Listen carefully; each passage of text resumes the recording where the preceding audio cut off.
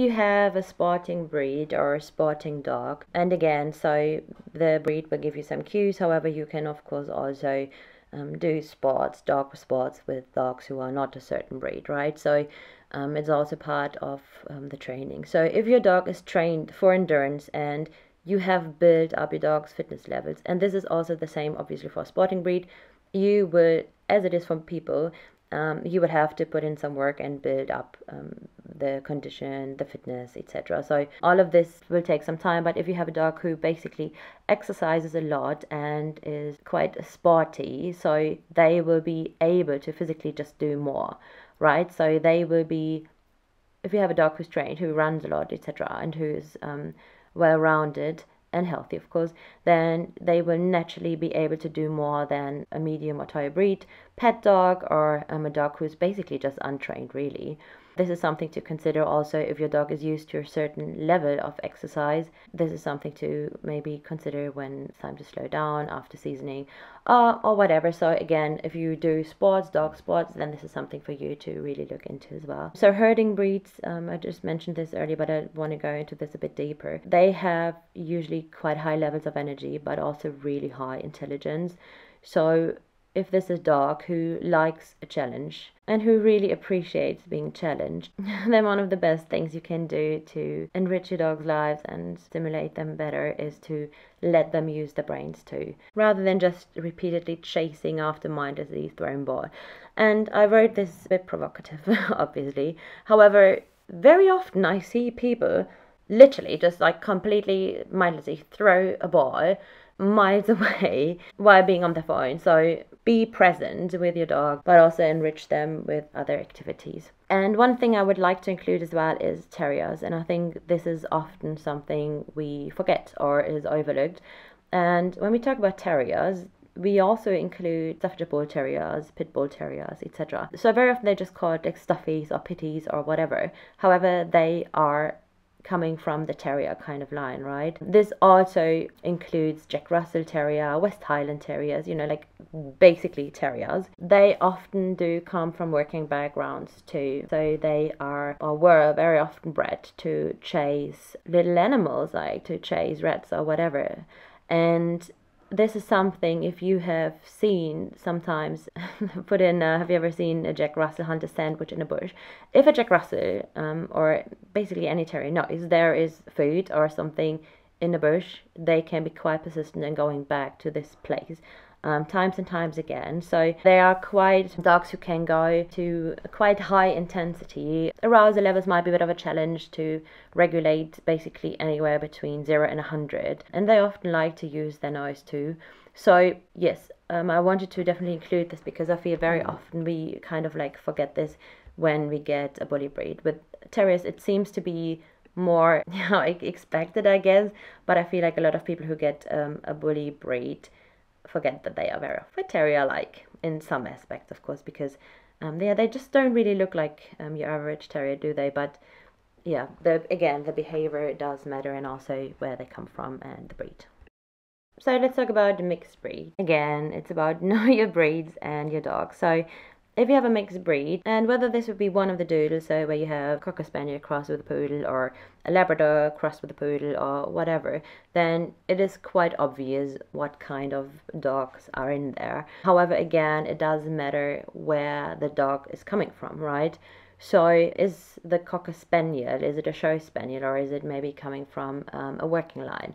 Do you have a Springer Spaniel crossed in there? What kind of dog is crossed in there? What is the dog's temperament? What was the dog's size? So they all come in different sizes and shapes. So this would be something if you have, I mean, I guess they're considered now a breed in itself, aren't they? But yeah, this is something to keep in mind when you do your research and also when you pick a puppy. And surprisingly, very often people tend not to do this.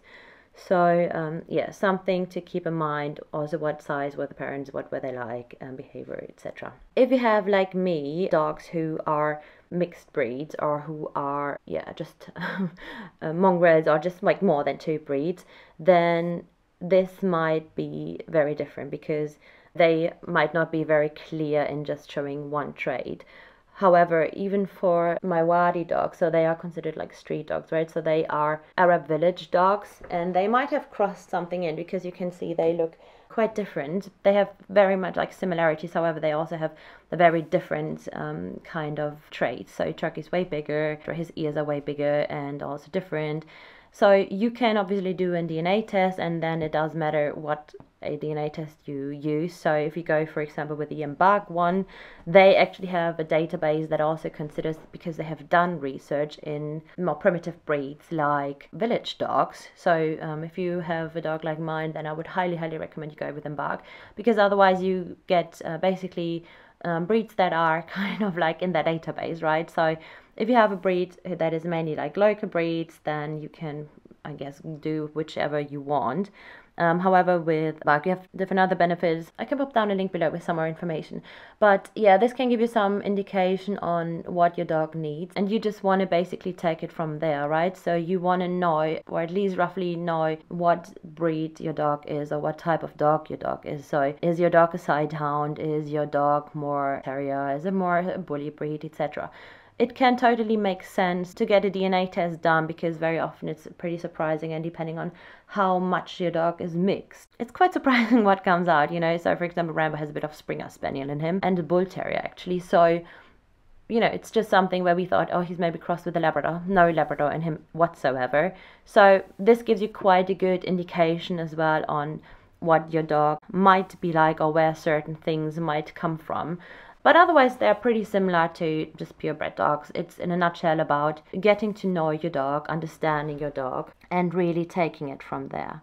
I would also like to add that while nature, of course, has parts of it in the game, it's also about nurture. So if you, for example, have like me, street dogs who are generally, like, they are not bred dogs, right? They're feral dogs who live in human-centered environments, but they're not owned by anyone.